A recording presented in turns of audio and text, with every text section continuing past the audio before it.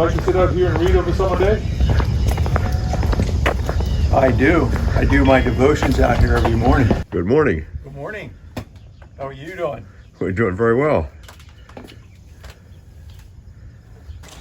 just had a session on chainsaw safety. Yeah. Here's my chainsaw safety. I should have brought it out.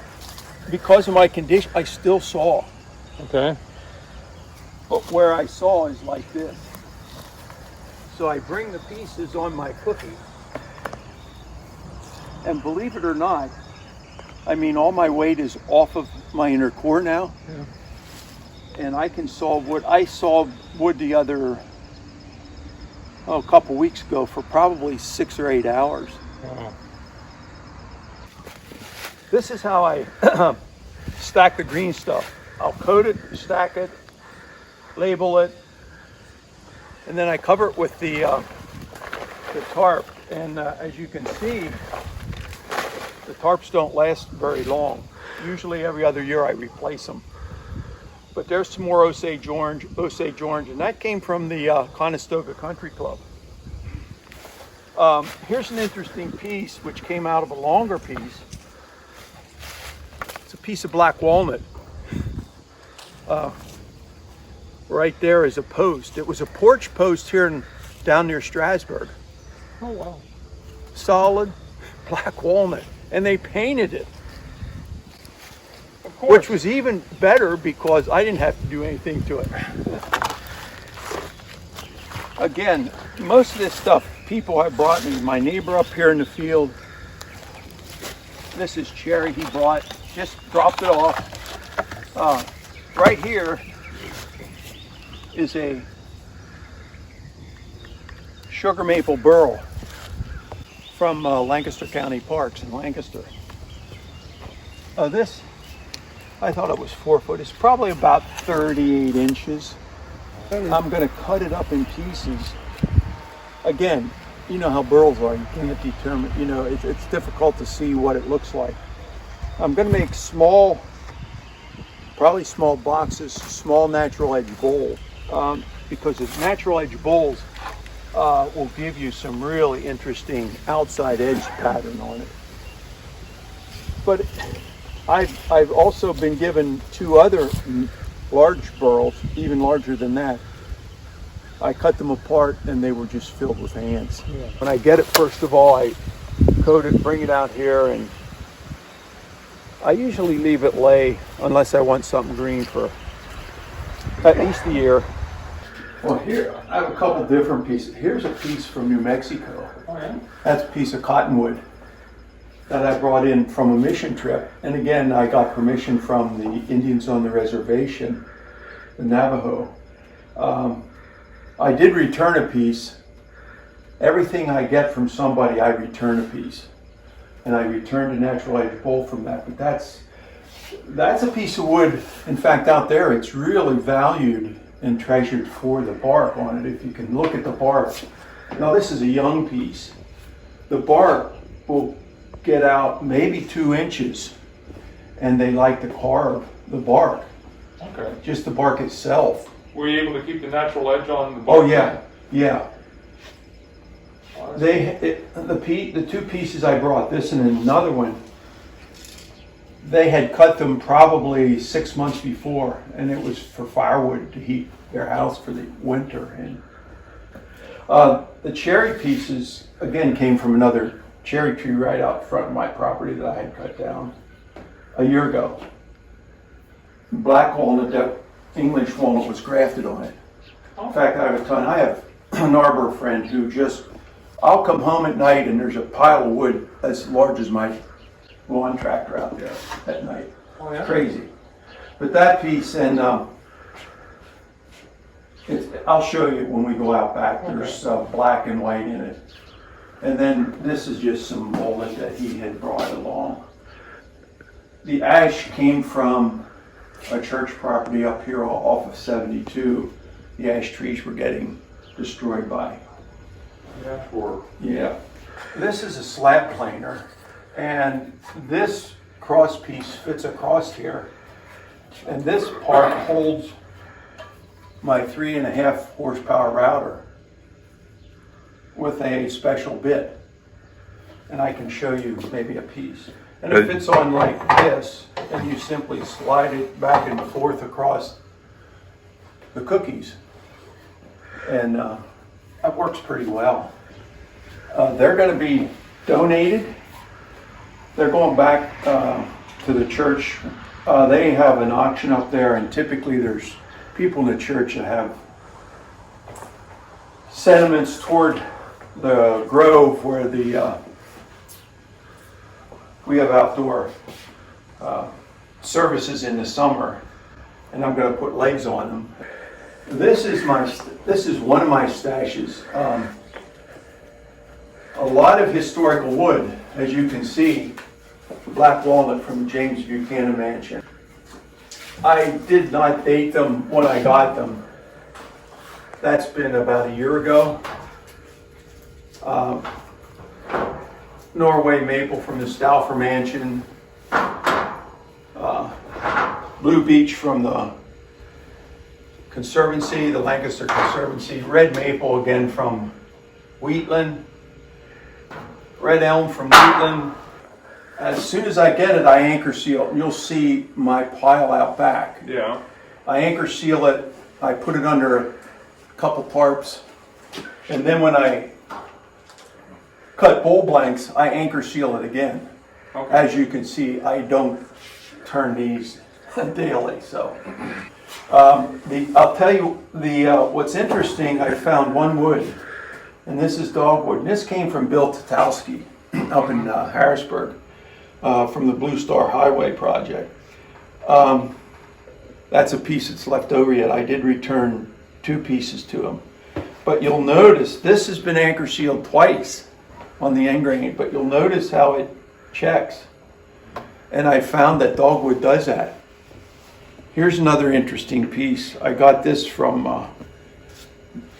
Martin called me and Bob Good and I to go down to Pine Street, North Pine Street in Lancaster.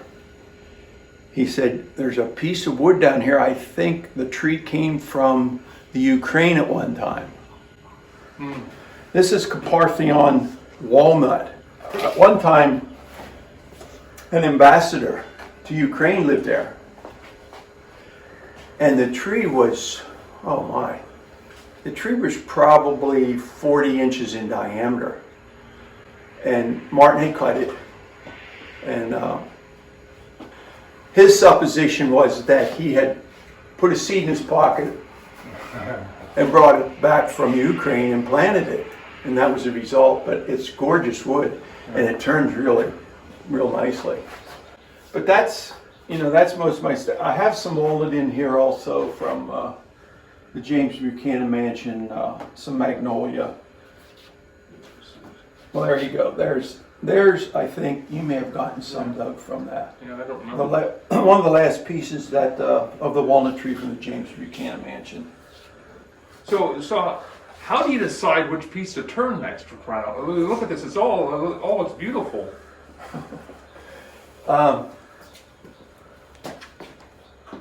It depends on the day. You know, I had a stroke 2 years ago. Yeah. And it looks like I'm normal, but I'm not. And I never was normal. Yeah. But my left side, my inner core was destroyed. Okay.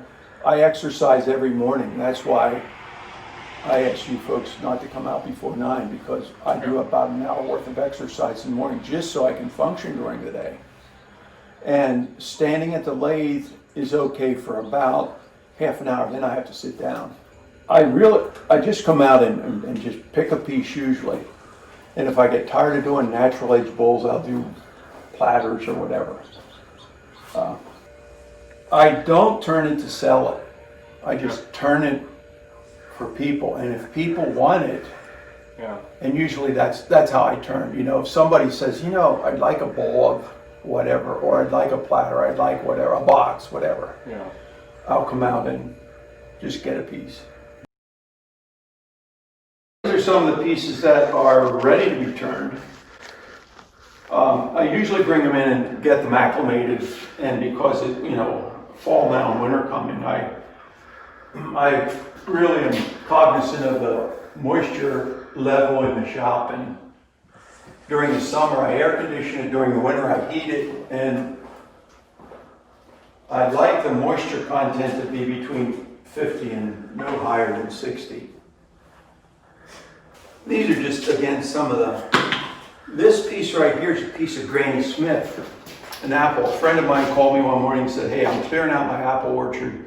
I got some wood here. He's a wood turner also. I got some wood that you might be interested in. That's a big apple tree. That's for sure. These are going to be platters. Some are going to be bowls, but you'll notice what I like to turn them with a screw in the chuck, so I can turn the foot on it real quickly, and that works pretty well.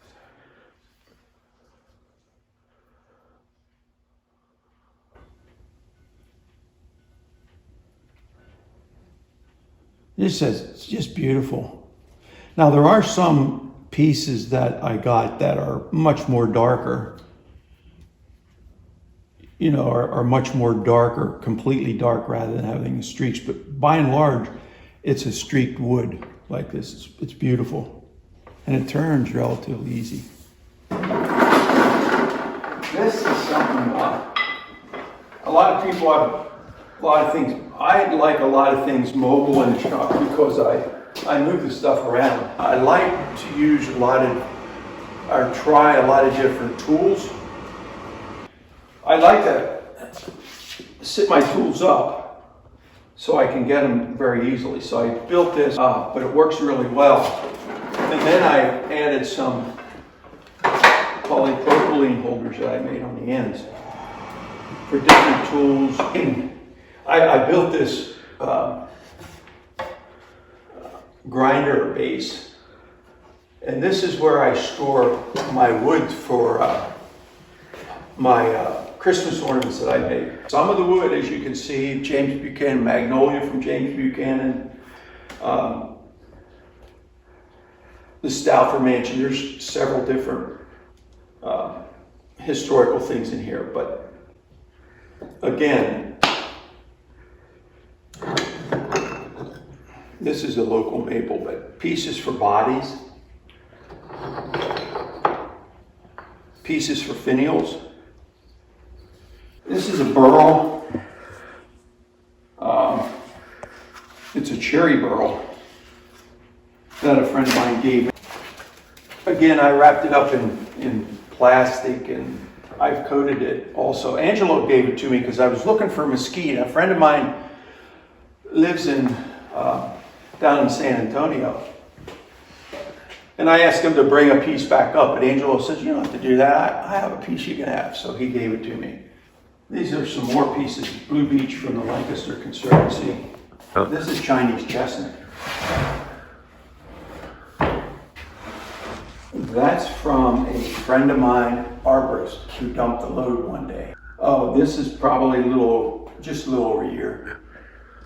I can spend 8 hours easily. I don't get as much. I'm not as productive as I once was, just because I can't stand as long. I try to turn every day. As you can see, when you came here, we have a lot of yard work.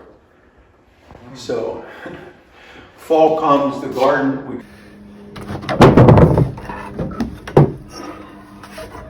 Osage orange. Just the way you picked it up, I could. Oh, it's heavy. It serves a couple purposes. I can't read it because I think it's a piece of cherry from my son's house up in New Jersey. And this is actually that thick. It's about 1.5 inches, close to 2 inches thick. And that was green when I turned it down to 2 inches, wrapped it up in paper, and it's ready to be put back on the lathe.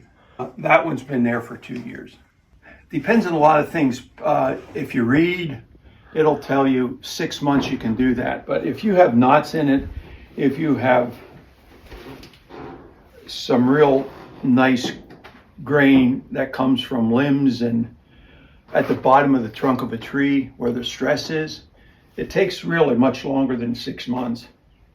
So I like to leave them for at least a year, because most of the stuff that I turn that's green, I usually like it at the bottom of the tree trunk. Yeah. And that's where most of the stress is. You know, I'm into history. This came from Mount Vernon. The day before we were there, they had a thunderstorm that had a lot of lightning. Oh, yeah. And it knocked some large trees down. I tried to get a piece, which, you know, you can't, because they do with the historical stuff. But I asked them if I could have that piece. Yeah, you can take that piece. This bowl I did during the Varus. In fact, this was a twice turned bowl. I turned it about an inch before finishing, and I stored it, wrapped it up in newspaper for about a year. And then during the shutdown and the virus, I turned it, and it's a piece of ash from Long's Park. Flaming ash. It's gorgeous. Oh, wow. The finish on that is brushed on lacquer. I like brushed on lacquer. I prefer it over spray, simply because I can put 4 coats on it. Brushed on it, it's pretty heavy. I mean, it's much heavier than 4 coats of spray on. And then when I buff it, before I buff it, I leave it sit at least a week to cure. At least a week, sometimes 2 weeks, depends. It's a piece of spalted white birch that a friend of mine who was in the club lived over near Ephrata. He's since passed away.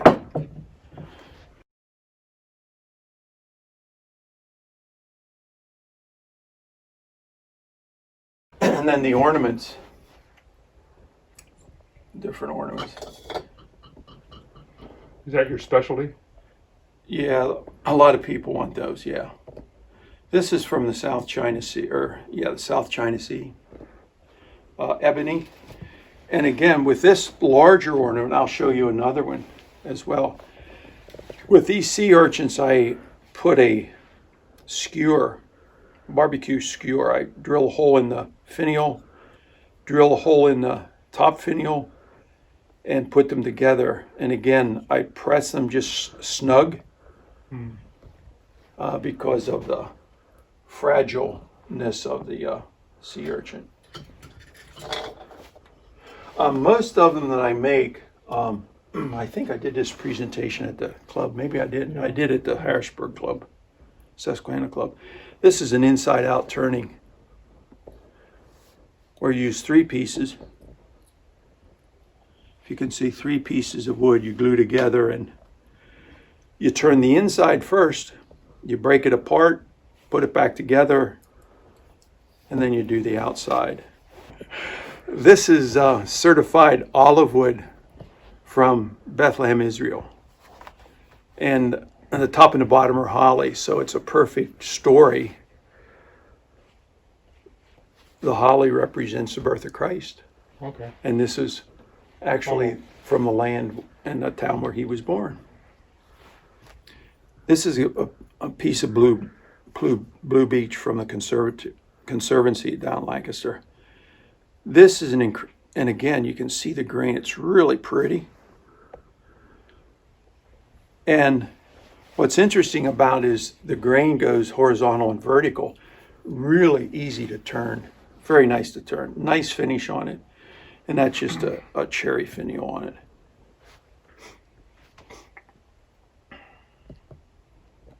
You know, people ask me, how long does it take me to make an ornament? From beginning to end, it takes me now about an hour and a half just to turn both finials, the body, hollow the body. You know, about an hour and a half. It used to take me, and I shouldn't tell you this, 45 minutes. But I can't do that anymore. It's just, again, for beginning wood turners, excellent project, because again, they spindle turning, and it's, you know, you can scrape or you can cut. you can do some grooves, some rounding. And this is, I put a tag on it. It says, "Here's the scoop." It says, to preserve my finish for years to come, wash me by hand when the dipping is done. This is a piece of sugar maple, and this is pretty special to me because it came from, in our family, we have 2 family cemeteries up near Madisonburg, Pennsylvania, near 14 miles east of State College. And this came down from a tree in that cemetery. And you can see it was cut. It wasn't cut by me. I got the piece, and that's the saw edge, natural edge. But the flame again on it is just incredible. There's, again, for beginning wood turners, here's an excellent wood for them to turn: sycamore. Real incredible, easily turned. That's from, this is from the Demuth Tobacco Shop in Lancaster. Piece of spalted beech. That beech tree there. Yeah, this is an urn that I did. And I'll show you how to create or make a mistake look decent. This is a top. And when I drilled the hole for the finial on the top, I wasn't watching my depth. Drilled through, so I put a little button on the inside. This is spalted swamp birch. Again, a piece that a friend gave me, which turned out pretty nice. I left this sit maybe for a month out on the pile that you just saw, and you'll see the spalting that started to take place just within a month under the tarp.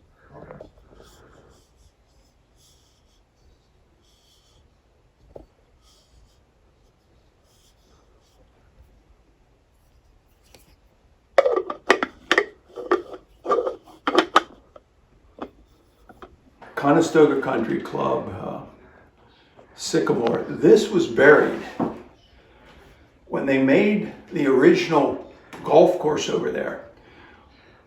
On the 18th hole was real close to the Conestoga River, and they ran out of room. And they had all these sycamore trees, and so they cut it down and they buried it. They buried it to make more area for the 18th hole.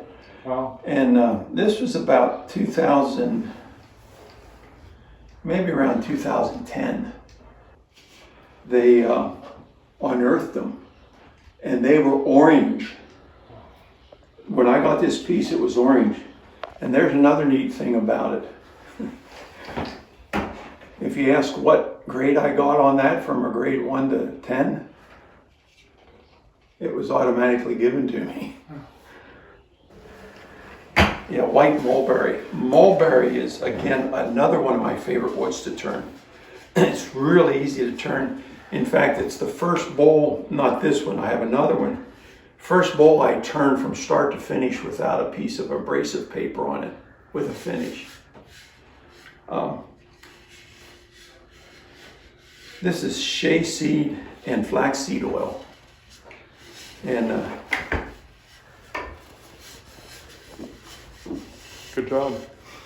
what's nice about it, again, from a utilitarian person, flaxseed and shea seed oil you can actually ingest, and it's not going to hurt you at all. So I put it on my cutting boards, anything that's going to be in contact with food. I use it, and you can also refresh it just by putting another coat on it, Now that one wasn't buffed. If you buff it, it will get as shiny as a bowl. Absolutely. Spalted Norway maple. That's from the Stauffer Mansion. That was an anniversary gift to my wife.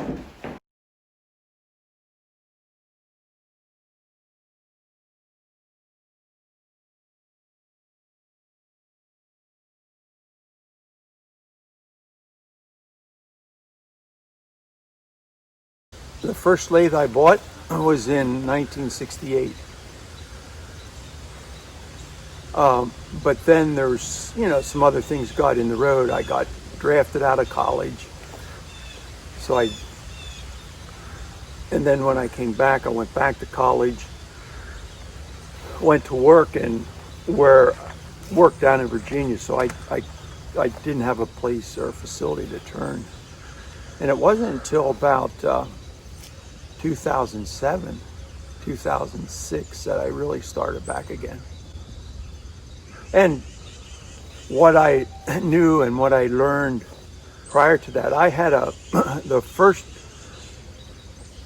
person that taught me how to turn was Paul Eshelman.